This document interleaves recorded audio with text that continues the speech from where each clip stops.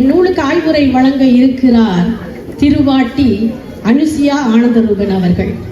இவர் கொழும்பு பல்கலைக்கழகத்தில் ஊடகவியலாளர் பட்டம் பெற்றதோடு சிறந்த நடன ஆசிரியராகவும் ஊடகவியலாளராகவும் தொலைக்காட்சி வானொலி போன்ற ஊடகங்களில் அறிவிப்பாளராகவும் இன்று இதழ் தொலைக்காட்சி வானொலியின் இயக்குநராகவும் பாரிஸ் நகரில் ஒரு அழகான சிங்கப்பெண்ணாகவும் வலம் வந்து கொண்டிருக்கும் அனுசியா ஆனந்தரூபன் அவர்களை அன்புடன் மடிக்க அழைக்கிறோம். ஊடகவியலாளர் இல்லையா, ஆதலால் தான் உளவியலும் பேசி சென்றிருக்கிறார். நூலின் தலைப்புக்கும் நூலின் அட்டை படத்திற்கும் ஆழமாக சிந்தித்து ஆழமான பொருளுரைத்து சென்றிருக்கிறார் அனுசியா அவர்கள். புலம்பெயர்ந்த தமிழனின் நிலை, புலத்தில் வாழும் தமிழனின் அன்றைய இன்றைய நிலை, அவர்கள் பெற்றுக்கொள்ளும் பொருளாதாரம், அவர்கள் ஏற்க மறுக்கும் புலம்பெயர் தமிழனின் அரசியல் போன்ற விடயங்களை நூல் சார்ந்து பேசாமல் வழியில் சென்று பேசியிருந்தாலும் கூட இதுவும் ஆய்வுக்கு உட்படுத்த வேண்டிய செய்திதான் என்று அழுத்தமாக கூறி சென்றிருக்கிறார்.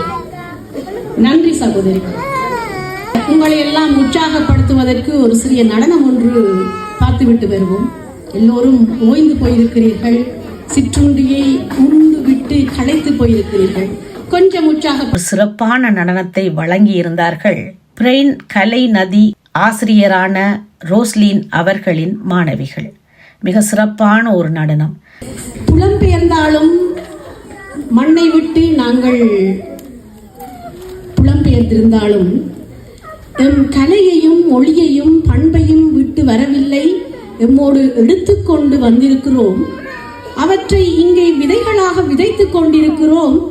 அவை மரங்களாக மெல்ல மெல்ல வளர்ந்து கொண்டிருக்கிறது என்பதற்கு எடுத்துக்காட்டாக எம் குழந்தைகளின் நடனமும் பாடல்களும் அமைந்திருக்கிறது. தமிழ்நாட்டில் இருந்து வருகை தந்திருக்கும் எங்களது சிறப்பு விருந்தினருக்கு இது ஆச்சரியமாக இருக்கலாம், எமக்கு இது பெருமையே. அடுத்ததாக சிறப்பு விருந்தினரை மேடைக்கு அழைக்காமல் விட்டுவிட முடியுமா? பாவம், வெகு தூரம் பயணம் சென்று வந்திருக்கிறார். தமிழ் மொழி வளர்க்கவும் தமிழ் இனத்தின் பெருமை வளர்க்கவும் கவிஞர் தங்கமூர்த்தி அவர்கள். இவர் கவியரங்கம், கருத்தரங்கம், பட்டிமன்றம், இலக்கிய விழாக்கள், தனி சொற்பொழிவு என பல மேடைகளில் பங்கேற்கும் ஆர்வம் கொண்டிருக்கிறார். 13 கவிதை தொகுப்புகளை, அப்பப்பா 13 கவிதை எழுதினாலே உயர்த்தி விடுவித்துவிடும். 13 கவிதை தொகுப்புகளை இந்த வயதில் சிறப்பாக எழுதி வெளியிட்டிருக்கிறார். அவர் வாங்கிய விருதுகளை நான் இதில் சொல்லுவதென்றால் மயங்கி விடத்தான் வேண்டும். அத்தனை விருதுகளும், சிறந்த கவிஞருக்கான விருது, சாதனையாளர் விருது, சிறந்த சமூக சேவகர் விருது, மக்கள் நல கவிஞர் புதுக்கோட்டை இலக்கிய பேரவை வழங்கிய விருது, மத்திய அரசின் தேசிய நல்லாசிரியர் விருது, தமிழக அரசின் டாக்டர் ராதாகிருஷ்ணன் விருது, கவிஞர் சிப்பி விருது, செல்வன் காக்கி விருது, கவிக்கோ விருது, இன்னும் இன்னும் இன்னும் இன்னும் பல விருதுகள். இதுக்கு மேல் நான் பேசினால் சரி வராது. அவரையே மேடைக்கு அழைத்து விடுவோம். வாருங்கள், திருவாளர் தங்கமூர்த்தி அவர்களே. என்று சொன்னாலும் அன்னையே உன்னையே குறிக்கும்.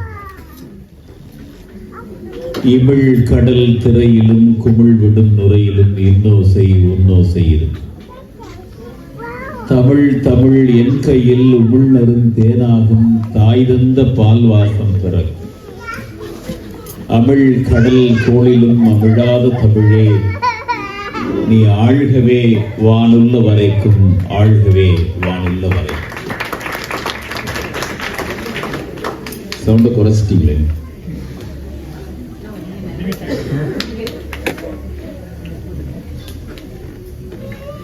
கவிஞர் ஈழ பாரதியினுடைய 5 நிலமும் 6ஆம் திணை அகதியும் என்கிற இந்த நூல் வெளியீட்டு விழாவினுடைய தலைவர் மிகுந்த மரியாதைக்குரிய குமாரசாமி பரராசா அவர்களுக்கும், ஒரு நல்ல உரையை நிகழ்த்திய அருட்தந்தை அவர்களுக்கும், ஒரு நல்ல அறிமுக முறையை நிகழ்த்திய நிஷாந்தி அவர்களுக்கும், அருமையான ஒரு நூல் குறித்த ஆய்வுரையை வழங்கிய அனுஷோயா அவர்களுக்கும், இந்த நிகழ்வை தொகுத்து வழங்கிக் கொண்டிருக்கிற அன்பு சகோதரி அவர்களுக்கும், வரவேற்புரை வழங்கிய ரெஜி அவர்களுக்கும், நன்றியுரை நிகழ்த்த இருக்கிற டிலானி நிக்சன் அவருடைய துணைவியார், அவர் தான் அந்த கவிதை எழுதுவதற்கெல்லாம் காரணமாக இருப்பவர், அவருக்கும், எல்லோருக்கும் இங்கே வருகை தந்திருக்கிற நண்பர்கள் எல்லோருக்கும் என்னுடைய வணக்கத்தை நான் பணிவோடு தெரிவிக்கிறேன். ஏன் கூப்பிட்டீங்க அப்படிங்கிறது எனக்கு ஒரு ஆச்சரியமா இருந்தது. ஒண்ணு. இன்னொன்னு, தொகுப்பாளர் அவர்கள் குறிப்பிட்டதை போல நான் என்ன நினைச்சுக்கிட்டு இருந்தேன்னா, என்னை பேச கும்பிடுவாங்களா இல்ல பார்வையை பார்த்துட்டு எல்லாரையும் ஒரு தடவை கும்பிட்டுட்டு ஊருக்கு போயிடலாம் அப்படின்னு இருப்பேனான்னு எனக்கு தெரியல. ஏன்னா நிகழ்வு தொடர்ந்து பல்வேறு நடனம், நாடகம், இசை, ஒரு குழந்தை பாடிய பாடல் எனக்கு ரொம்ப ஆச்சரியமா இருந்தது. அந்த குழந்தைக்கு அந்த பாடல் எப்படி முழுமையா தெரியுது. வாழ்க நிரந்தரம், வாழ்க தமிழ் மொழி, வாழிய வாழியவே, அந்த பாடலை முழுமையா பாடிய அந்த குழந்தை, நடனமாடிய குழந்தைகள், இப்போது நடனமாடிய குழந்தைகள், இந்த நாடகத்தை நடித்த இருவர் ரொம்ப உயிரோட்டமா அந்த நாடகத்தை நடிச்சாங்க. அதை மிக அழகாக சங்கீதா அப்படின்னு நினைக்கிறேன் அவங்க பேரு, ஏன்னா அது ஏன் நினைவில் இருக்குன்னா அந்த குரல் சங்கீதமா இருந்துச்சு. அதனால அவர்கள் அந்த அந்த நாடகத்தை பார்க்கிறப்பவே உட்கார்ந்துருக்க முடியல. அந்த இடத்துல ஒரு இயல்பு நிலையில உட்கார்ந்துருக்க முடியல.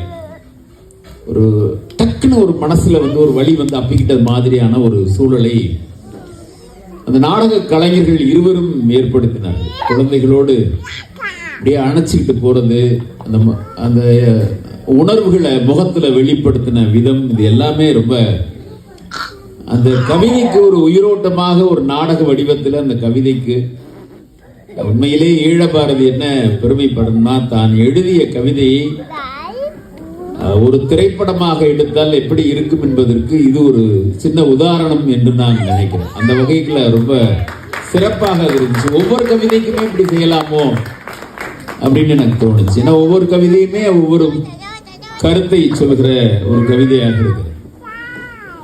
எல்லோருக்கும் கவிதை எழுதணும்னு தோணும், எழுத முடியாது. எல்லாருக்கும் தோன்றுவதை என்னால நான் நினைக்கிறேன் ஆனா எழுத முடியலன்னு சொல்லுவோம். அப்படி எழுத வேண்டும் என்று நினைத்து எழுத முடியாமல் பலர் இருக்கையில் அதை எழுதுகிறவன் கவிஞனாகி விடுகிறான். வெறும் வார்த்தைகளை போட்டு வளைத்து நெளித்து எழுதுகிற விஷயம் அல்ல கவிதை. அதற்குள் ஒரு உயிர் இருக்க வேண்டும், அதற்குள் ஒரு உணர்வு இருக்க வேண்டும்.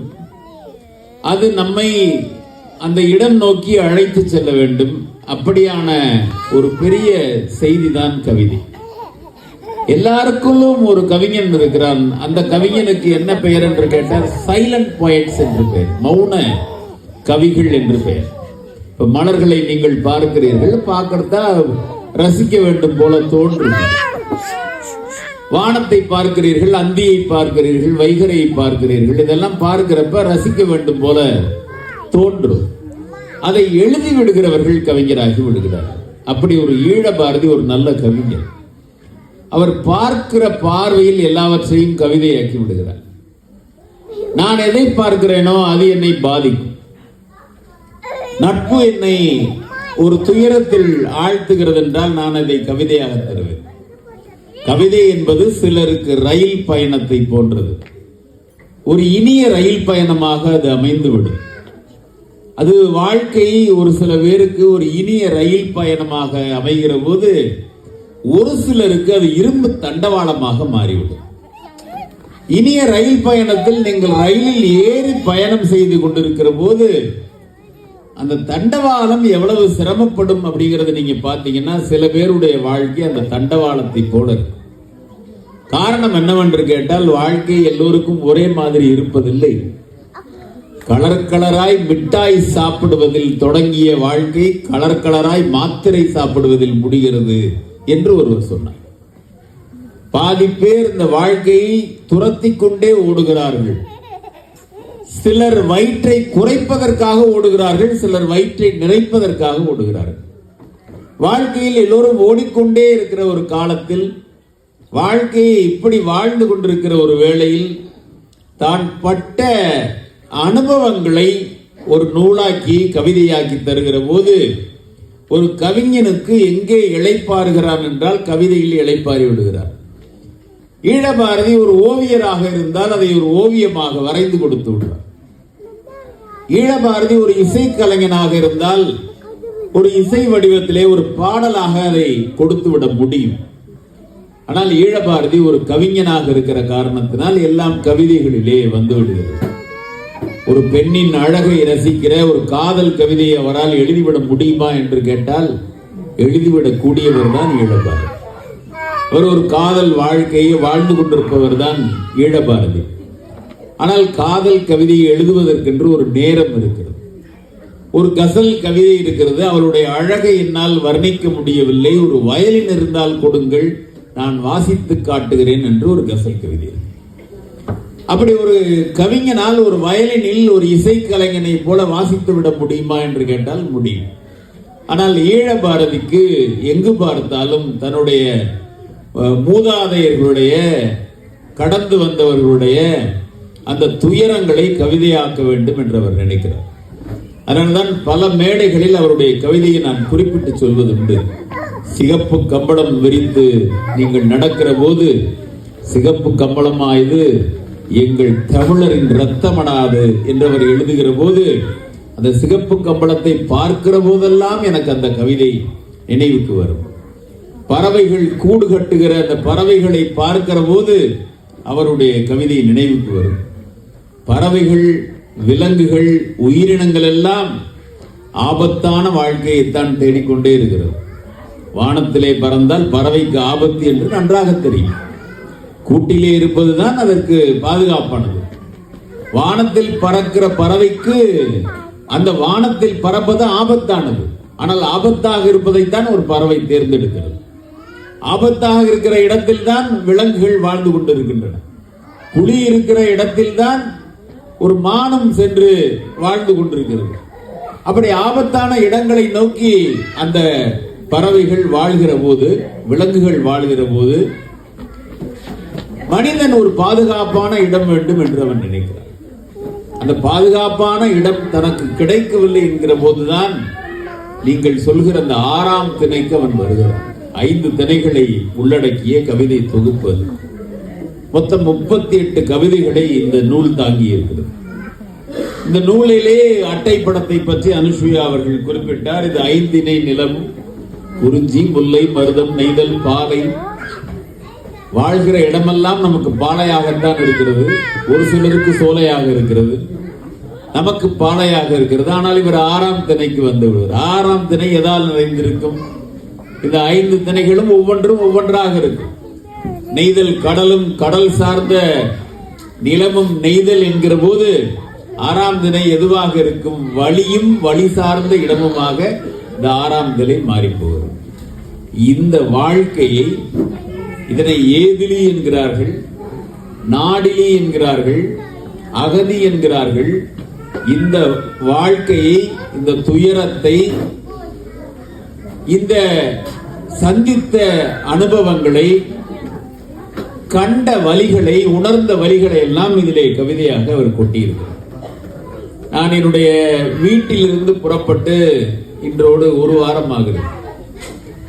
1 வாரம் வீட்டை விட்டு என்னால் இருக்க முடியவில்லை. 1 வாரம் வீட்டை விட்டு என்னால் ஒரு இயல்பான மனிதனால் இருக்க முடியவில்லை என்றால் ஒரு நாட்டை விட்டு இருப்பது என்பது எவ்வளவு துயரம் என்பதை நான் அனுபவபூர்வமாக உணர்ந்தவன் என்கிற வகையில் தான் இந்த தொகுப்பு ஒரு அர்த்தமுள்ள தொகுப்பாக இந்த தொகுப்பை நான் பார்க்கிறேன். ஈழபாரதி உண்மையிலேயே ஒரு கவிஞன். அனுசுயா அவர்கள் குறிப்பிட்டார், இதில் உள்ள கவிதைகளில் இருக்கிற இந்த இலக்கணங்கள், இதில் இருக்கிற சொல்லாடல், இதில் இருக்கிற ஆழத்தை பற்றி அவர்கள் ஒரு கோடிட்டு காட்டினார்கள். அவர் பேசுகிற போது எனக்கு இன்னொரு கவிதை நினைவுக்கு வந்தது.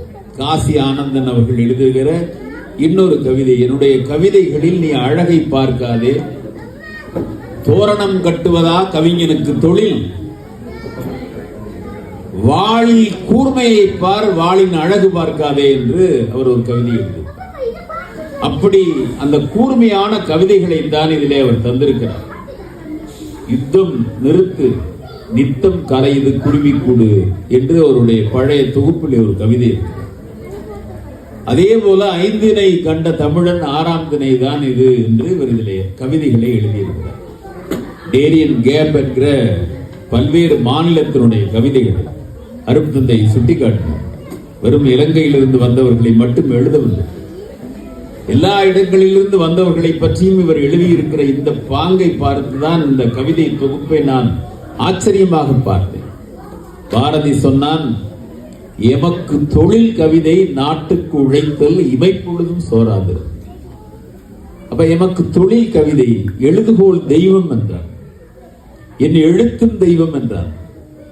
அப்ப எமக்கு தொழில் கவிதை என்றால் அவர் திருமணத்திற்கு முன்னால் அவருடைய வீட்டிலே கேட்கிற போது ஈழபாரதி என்ன செய்கிறார்? அவருக்கு தொழில் கவிதை, நாட்டுக்கு உழைத்தல், இமைப்பொழுதும் சோராது இருத்தல் அப்படின்னு சொல்லி இருந்தா பொண்ணு கொடுத்துருப்பாங்களா? யாராவது கொடுப்பீங்களா? நீங்க மாப்பிள்ளை என்னங்க பண்றாரு? மாப்பிள்ளையா? அவருக்கு தொழில் கவிதை. அப்புறங்க நாட்டுக்கு உழைத்தல், அப்புறங்க இமைப்பொழுதும் சோராது என்ன பண்ணுவாருங்க? தூக்குவார். பாரதி எப்படி எழுதுனா, எனக்கு தொழில் கவிதை. ஏண்டா எழுதுற கவிதை? ஏன் கவிதை எழுதுறேன்னு பாரதியை கேட்டாங்க. பாரதியை கேட்கிறப்ப பாரதி சொல்றான், பாட்டு திறத்தாலே இந்த வையத்தை நான் பாலித்திட வேண்டும் அப்படின்னா. காணி நிலம் வேண்டும், அப்புறம் தூணில் அழகியதாய் நன் மாடங்கள் வேண்டும், 10-12 தென்னை மரம் வேண்டும், முத்து சுடர் போலே நிலா ஒளி முன்பு வர வேண்டும். அதெல்லாம் ரைட்டு. பாட்டு கலந்திடவே ஐஸ்வர்யா ராய் போர் ஒரு பெண் வேண்டும். இதெல்லாம் பாரதி கேட்டார். நீங்க நினைச்ச மாதிரி உண்மையிலே கேட்டாரா அப்படின்னு கேட்டக்கூடாது. பாட்டு கலந்திடவே ஒரு பத்தினி பெண் வேண்டும், அந்த கூட்டு களியிலே கவிதைகள் கொண்டு வர வேண்டும். ஏன் இதெல்லாம் கேட்கிற? என் பாட்டு திறத்தாலே இந்த வையத்தை நான் பாலித்திட வேண்டும். நான் கவிதை எழுதுறதுனால ஒரு விடியல் பிறக்கணும் அப்படின்னு பாரதி கேட்டார். ஈழபாரதி ஏன் எழுதுறாரு? ஈழபாரதியின் பாட்டு திறத்தாலே ஒரு விடியல் வராதா என்கிற ஏக்கத்தில் தான் ஈழபாரதி இந்த கவிதைகளை தொடர்ந்து எழுதி வருகிறார். எல்லாருக்குள்ளும் கவிதை இருக்குமா என்றால் எல்லாருக்கும் கவிதை வந்து விடாது. நினைத்தால் வருவதா கவிதை? இல்லை, இதயம் கணத்தால் வருவதே கவிதை. இப்படி இதயத்துல கணம் இருக்கணும், வலி இருக்கணும், அப்போ ஒரு கவிதை வரணும். அந்த கவிதையைத்தான் ஈழபாரதி கவிதையாக கொண்டிருப்பார். பொதுவாகவே தமிழர்களிடத்திலே கவிதை இருக்கு. இங்க குழந்தைங்களை நீங்க நிறைய பார்க்கலாம். ஒரு பச்சை பனியன் போட்ட குழந்தைய அநேகமா கடத்திட்டு போயிட்டாங்க. ஓடிச்சு, இங்க பூ அணைச்சது, இதை அணைச்சது. ஒரு ஃபுல் ஹேண்ட் பனியன் ஒன்று போட்டுக்கிட்டு ஒரு குழந்தை மேடையவே உண்டு இல்லைன்னு அங்கிடுச்சு. இன்னொரு குழந்தை எல்லாருடைய அந்த அந்த ஈட்டிங் ஐட்டம்ஸ் எல்லாம் எடுத்து ஒரு வச்சுக்கிட்டு இந்த 2 பக்கமே அப்படியே போய்கிட்டே இருந்துச்சு. இன்னொரு குழந்தை என்ன, நான் உட்கார்ந்துருக்கேன், என் முதுகுல ஒரு தட்டு தட்டிக்கிட்டே இருந்துச்சு. நீ ஏன்டா வந்தேன்னு கேட்டுச்சா என்னன்னு தெரியல. நாங்களே 2:30 மணிலேருந்து உட்கார்ந்துருக்கோம். ஏன்னா ஒரு நிகழ்வுல ஒரு 2 மணி நேரத்துக்கு அப்புறம் மூளை வேலை செய்யாது. உங்களுக்கு ஏன் 45 மினிட்ஸ் போடுறோம் ஒரு பீரியட்? ஏன் பள்ளிக்கூடத்தில் 45 நிமிஷம் போடுறோம்? 45 நிமிஷம் தான் குழந்தையால உட்கார்ந்து ஒரு விஷயத்தை கேட்க முடியும், கேட்க முடியாது. நமச்சிவாயம்னு ஒரு பேராசிரியர், அவர் இப்ப மறைந்து போயிட்டார், அவர் இல்லை. அவர் சொன்னாரா, அவர் கல்லூரியில வந்து பள்ளிக்கூடத்துல 45 நிமிஷம், கல்லூரியில 1 மணி நேரம், ஒரு வகுப்புங்கிறது 1 மணி நேரம். காலேஜில் அந்த பேராசிரியர் நமச்சிவாயத்துக்கிட்ட ஒரு பையன் வந்தானா, நீ யாருப்பா? ஐயா, எனக்கு வேலை கிடைச்சிருச்சு, பேராசிரியர் வேலை கிடைச்சிருச்சு, உங்கள்கிட்ட ஆசீர்வாதம் வாங்குறதுக்கு வந்தேன். எங்க வீட்டுல சொன்னேன், எங்க அப்பா அம்மா சொன்னாங்க, டே நீ தொட்டியில கிடக்கும் போதே அவர் எட்டி பார்த்துட்டு நீ பேராசிரியரா வருவான்னு சொன்னாரு. அவர்கிட்ட போய் இந்த அப்பாயின்மெண்ட் ஆர்டரை கொடுத்து நமஸ்காரம் பண்ணி ஆசீர்வாதம் வாங்கிட்டு வரேன்னு சொன்னாரு. நான் அதனால வந்தேன் அப்படின்னு இந்த பையன் சொன்னானா. சொல்லிட்டு அவர்கிட்ட ஆசீர்வாதம் வாங்கிட்டு, ஐயா நான் தொட்டியில எட்டி பார்த்தே நான் பேராசிரியரா வருவேன், காலேஜ் ப்ரொஃபஸரா தான் வருவேன், எப்படி சொன்னீங்க? அது ஒண்ணுலடா, நீ பிறக்கிறப்ப உன்னை பாக்குறதுக்காக உங்க வீட்டுக்கு வந்தேன். நான் வந்த நேரத்துல நீ கத்த ஆரம்பிச்ச. நானும் டயத்தை பார்த்தேன். கரெக்டா 1 மணி நேரம் கால்னு கத்துனேன். நான் சொன்னேன் காலேஜ் ப்ரொஃபஸரா தான் வருவான், 1 மணி நேரம் யாரு பத்தியும் கவலைப்படாம கத்துறான், காலேஜ் ப்ரொஃபஸரா தான் வருவான்னு சொன்னேன்டா அப்படின்னு சொல்லிட்டு சொன்னாராம். அது மாதிரி ஒரு மூளை ஒரு கட்டத்துக்கு மேல வேலை செய்யாது. அதுக்காக தான் நீங்க தொகுப்பாளர் என்ன பண்ணாரு, இப்படியே கலந்து ஒரு நாடகம், ஒரு நடனம், ஒரு குழந்தைங்களுடைய அசைவு, இதெல்லாம் பாக்குறப்ப நான் நினைச்சேன் இந்த குழந்தைங்க தான் கவிதைகள், இந்த குழந்தைங்க தான் இந்த கலையை. நீங்க ஃபாதர் சொல்லும்போது சொன்னாரு, நீங்க உங்க வழிகளை அடுத்த தலைமுறைக்கு கடத்துங்க, அடுத்த மொழியில கடத்துங்க என்று ஒரு அருமையான அர்த்தமுள்ள ஒரு விஷயத்தை அவர் சொன்னார். ஆனா அந்த கலைகளை நீங்க கொண்டாந்து பண்பாட்டை அடுத்த பிள்ளைகள்கிட்ட விதைச்சிருக்கிறீங்க. அதுவே பாராட்டுக்குரியது. ஏன்னா தமிழ்நாட்டின் தெருக்களில் தமிழ்தான் இல்லை என்று பாவேந்தன் பாரதிதாசன்.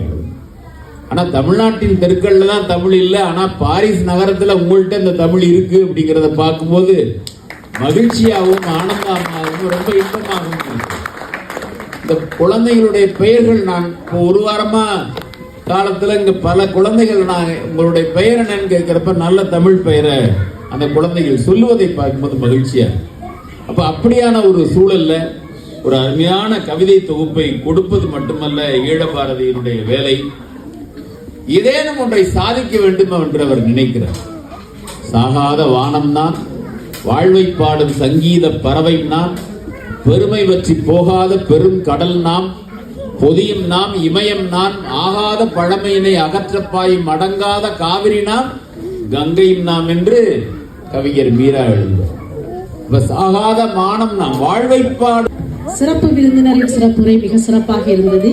ஏற்புரை வழங்கினார் இவ்விழாவின் நாயகன். நன்றியுரை வழங்க இனிதாக மேடையேறினார் திருமதி சின்னமலர் நகுலேஸ்வரன். வந்திருந்த அத்தனை உறவுகளுக்கும் அங்கு உதவிய அத்தனை கைகளுக்கும் இன்பத்தமிழில் நன்றியுரை கூறியதோடு அந்நிகழ்வு சிறப்பாக நடைபெற்று முடிந்தது. இந்நிகழ்வு சிறப்பாக நடந்து முடிந்தாலும் என் மனதில் ஒரு பயம், எப்படி இந்த விழாவை நான் தொகுத்து வழங்கியிருந்தேன், எப்படியாக பார்வையாளர்கள் என்னுடைய பேச்சை எடுத்துக்கொண்டார்கள் என்ற மனப்பயத்தோடு மேடையில் இருந்து இறங்கிய பொழுது அங்கு வந்திருந்த அத்தனை உறவுகளும், முக்கியமாக முகம் தெரியாத உறவுகள் என் அருகே ஓடி வந்து மிக சிறப்பாக தொகுத்து வழங்கினீர்கள். உங்களுடைய உரை, பேச்சு, தமிழ் எல்லாம் மிக அழகாக இருக்கின்றது. நீங்கள் பலகாலமாக தொகுத்து வழங்கும் பணியில் இருக்கிறீர்களா என்று கேட்டார்கள். நிச்சயமாக இல்லை, இதுதான் என்னுடைய முதல் தொகுத்து வழங்கும் நிகழ்வாக அமைந்திருக்கிறது என்று கூறிய பொழுது எல்லாரும் ஆச்சரியப்பட்டார்கள். நான் யாருக்கு நன்றி சொல்ல? என் தமிழுக்குத்தான் நன்றி சொல்ல வேண்டும். என் தமிழ் தாயை, தமிழ் அன்னையை மனதிலிட்டு நான் அவளை அடிபணிந்து என் நன்றியை அவளுக்கு செலுத்தினேன்.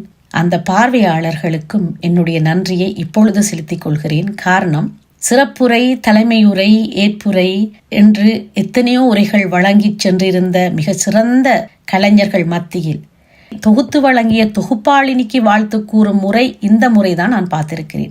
மிக சிறப்பாக தொகுத்து வழங்கினீர்கள் என்று ஓடி வந்து கூற வேண்டிய அவசியம் அவர்களுக்கு இல்லை. ஆனால் மிக அழகாக வந்து என் மனதிற்கு இன்பமூட்டினார்கள் அந்த பார்வையாளர்கள். ஆகவே இந்த வாய்ப்பை அளித்த என்னுடைய தோழரும் நண்பருமான ஈழபாரதி அவர்களுக்கும் அவருடைய குடும்பத்தாருக்கும் இந்நேரத்தில் நன்றி கூறிக்கொண்டு உங்களிடமிருந்து விடைபெறுகிறேன். உங்கள் பிரியாளவன். நன்றி, வணக்கம்.